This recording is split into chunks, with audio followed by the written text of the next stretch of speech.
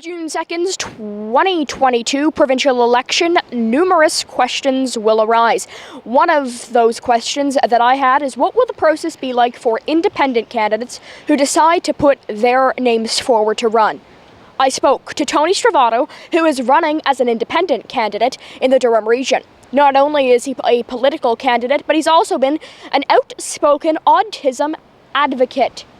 I spoke to him earlier today in Bowmanville, Ontario, about how he plans to win over the support of the people in his riding of Durham, Ontario, as being an independent candidate, and whether or not he fears that the process of running as an independent candidate could be harder than running for one of the major political parties here in Ontario. Once again, he's an outspoken and frankly well-known autism advocate across the province, and he also touched on why he made the decision to run as an independent as opposed to one of the major political parties. Here's my conversation from earlier today in Bowmanville, Ontario with Tony Stravato.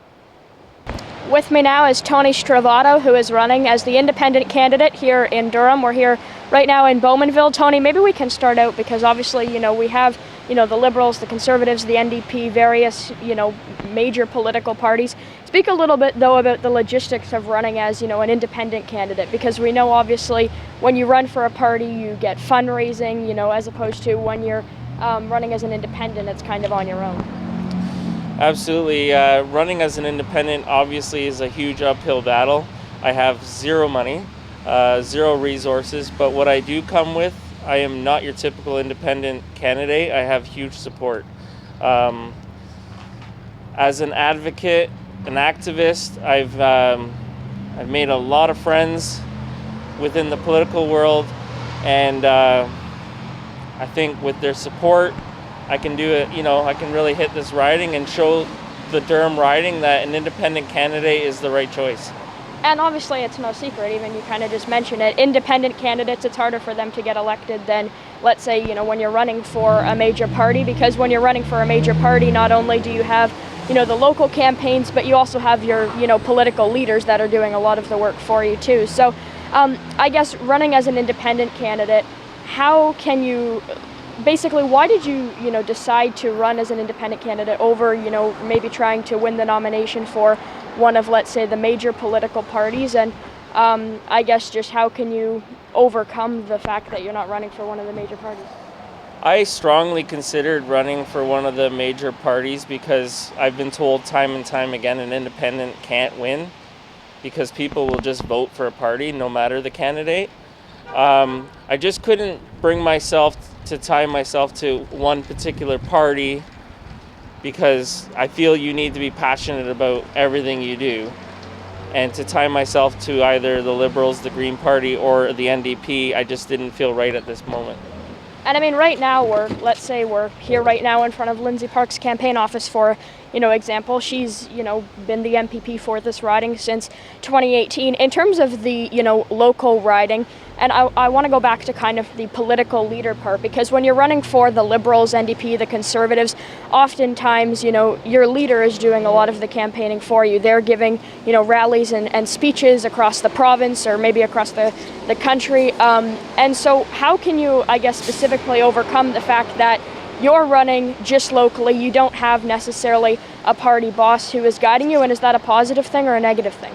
I think it's a positive thing because I'm willing to work with or against anybody. So I've made relationships with the Liberal leader. I know Andrea Horvath. I've sat down in Doug Ford's chair. I've met them all. I've made relationships, and I feel like I haven't closed any doors. I feel like I will always have a seat at the table no matter what. So if an opposition member won in this riding, they would probably not have a seat at the table. As an independent, I'm willing to be an ally to anybody that's pushing good policy. How do you take some of the things, obviously, you're an outspoken autism activist, you've been one for a little while. How do you take some of the, I would argue, obviously, you're a fairly well-known autism activist. You just mentioned you have relationships with people in all the various parties. How can you take being, your skills from being an autism advocate to, using them if you were to be elected as MPP and in the campaign? Well, I've learned from a lot of mistakes. You think you can just go in and push your way through the doors and get things done. I've learned how the bureaucratic system works. And I think the last 3 years as an autism advocate has really shown me that people need an advocate like that has a true voice for if it's for the autism community or for hospitals or Lake Scugog. I'm willing to actually be that voice and not just have to listen to what my party is going to say.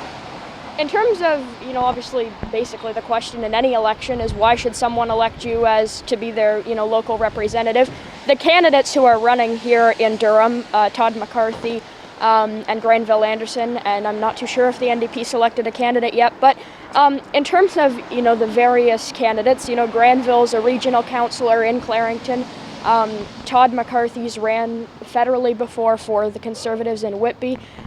You're running against, fairly well-known people. I mean, you're well-known as well, but in different respects. So how can you overcome that?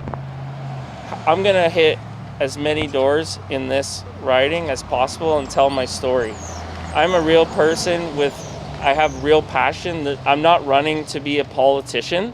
I'm running to be an advocate for this riding. This riding has been ignored for well too long.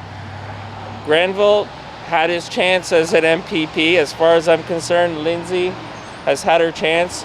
I really feel like the Durham riding can benefit from having an independent voice.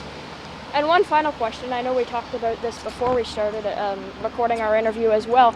I want to talk to you about door knocking because obviously that's, you've told me that that's going to be one of your main strategies. But, the Liberals, the Conservatives, the NDP, they have, their apps that they use where they have, addresses marked into it. How are you going to approach door knocking when, again, you don't have, some of the resources and tools that some of the other major parties have?